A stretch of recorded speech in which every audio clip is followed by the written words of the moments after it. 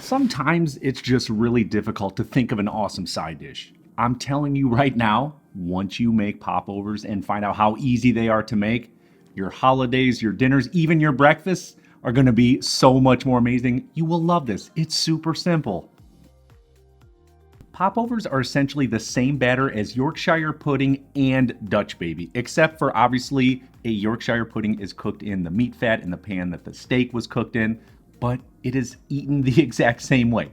It's delicious and it always does go fantastic with a huge hunk of meat. To start off this recipe though, I'm gonna make a really tasty herb butter to maybe spread over the top. I know that's weird, but we're gonna start off with that. Here we go. I've got some beautiful fresh chives that we want to thinly slice up. Now you could use a shallot, you could use an onion, but a less intense oniony flavor are gonna come from chives, so that's what I'm gonna do. Next, I've got some flat leaf Italian parsley. I'm just gonna roll it up. This just helps me to sort of finely mince it. Everything rolled up in a ball like this. It's easier to do instead of chopping all over the cutting board. This is absolutely excellent. And then next for some fresh thyme, same sort of deal.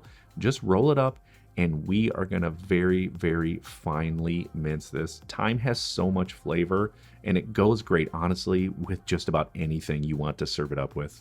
And let me stop and say this.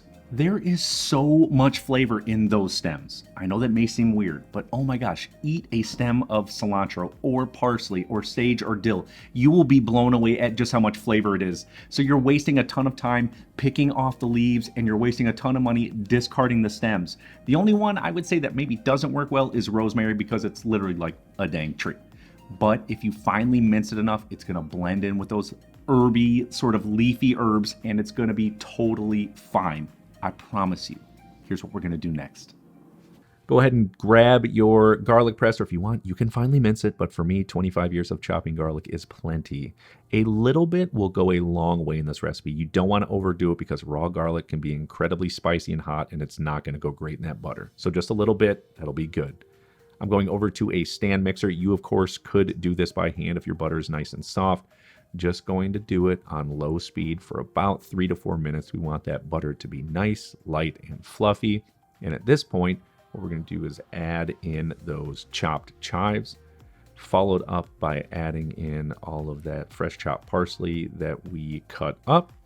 Next, of course, we've got the fresh thyme and, of course, that finely minced garlic. Now, when it comes to seasoning, you definitely want to season heavily with salt and pepper. This butter is going to help flavor up everything. So just like always, season once, taste twice. Taste it, season it, taste it again. Does it need a little more? Fantastic. You can always add more, but you can't take it back. This looks fantastic. It is seriously so delicious, you guys. It goes amazing on steak, on fish, on vegetables. I always make extra because it freezes so dang well, and I can pull it out whenever I need it, and you should too. So I'm just going to set it to the side. I am going to leave it at room temperature so it spreads super nice. Now I've got some Gruyere cheese and a grater. I like to do it on parchment paper, or you could do it on a plate. Totally up to you, but it's just easier to move for me. And then at the end, I don't have to do dishes, which I absolutely hate. So after you've shredded up, this looks fantastic. Try not to eat some before we use it, and set it to the side at room temperature is great. And I'm gonna stop again really quick and say this. You can use whatever cheese you want. If you love white cheddar, you love Comté cheese, you love blue cheese, you love brie, I don't care. Use it. It will be great and it will be exactly what you're looking for. Now, I'm going to pull out my trusty popover pan. That's right, they make a pan for popovers. How ridiculous, and how ridiculous that I own it. Just as an FYI, you can absolutely just use a regular size muffin tin, or a large muffin tin will absolutely work when making popovers. Things are gonna start to move super quick. I just wanna warn you, so pay close attention. Here we go.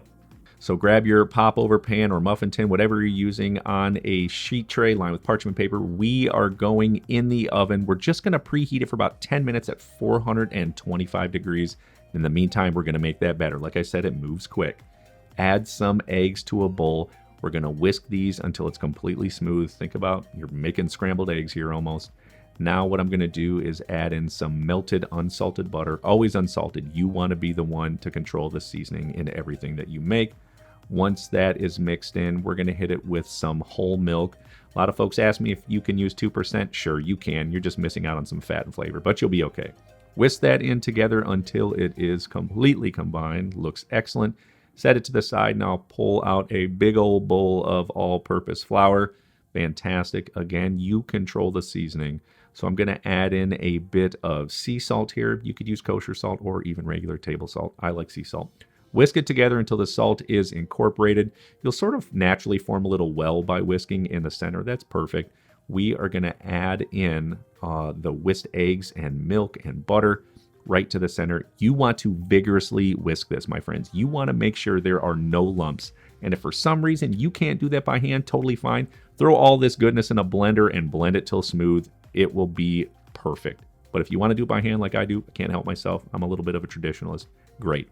Now I'm going to pour it over into a 4-quart pourer. It's just easy for the liquid to pour straight out from here into the popover tins. You can use a ladle, but it just gets sort of messy. So even if you have a little Kool-Aid jar, use that just so it pours out. Pull the popover pan out of the oven. It's going to be hot. You want to spray it with some non-stick spray. Make sure you do this or else they're going to stick and you're going to be mad at me. Now individually pour in some of the batter, maybe a half to 3/4 full, 2/3, anywhere in between there. You're going to be good. This recipe will make 12 to 14, 12 big ones, 14 regular size ones. You know me, I always go big or go home, my friends. Going into the oven, we are going to cook it at 425 degrees for 20 minutes. After that time period, you want to come back over to your oven, turn the heat down to 325 degrees, and then we're going to cook it for a further 10 minutes. At that point, pull it out, and boom, do these look insanely delicious. I know, amazing, right? We are going to grab some of that herb butter, and we're just going to brush some of the tops just to get all of that goodness in there and all that flavor. Looks pretty, tastes amazing. You're going to love this. These are fantastic, and you don't even need to put the herb butter on. They are great as is, but I promised you cheese, so here is how we do that one. So just like the other ones, we got the preheated popover pan we just cooked in. Spray with nonstick spray. Add in the batter evenly until it is completely gone. Then grab your Gruyere cheese, my friends, because we are going to load each one of these up. These will be, honestly, they're just so good. I don't know what else to really say. Going in the oven, same thing. 425 for 20 minutes, 325 for 10 minutes. Pull them out. You see that cheese melting on there, and gosh, are these so good. Seriously, these look so good. They're light, they're fluffy, they got a nice browning on them. They're perfect. And like I said, it's great to serve as a side dish through the holidays or even just a main meal during the middle of the week. It's also cool if you leave them alone, put a little jelly jam on there in the morning or even butter, boom, got a fantastic bread on the side. And Comies, my Comies, I say it every single week.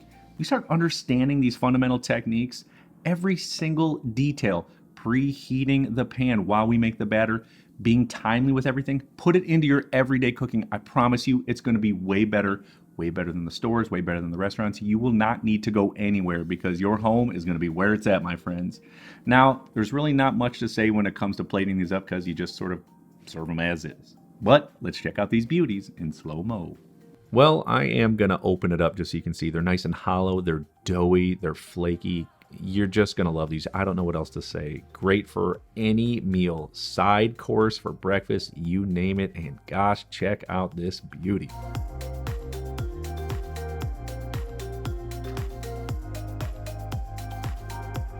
Seriously, so delicious, so simple to make, cannot say it enough. You're talking about 6 ingredients in a batter. I mean, you probably have most of those things already in your kitchen.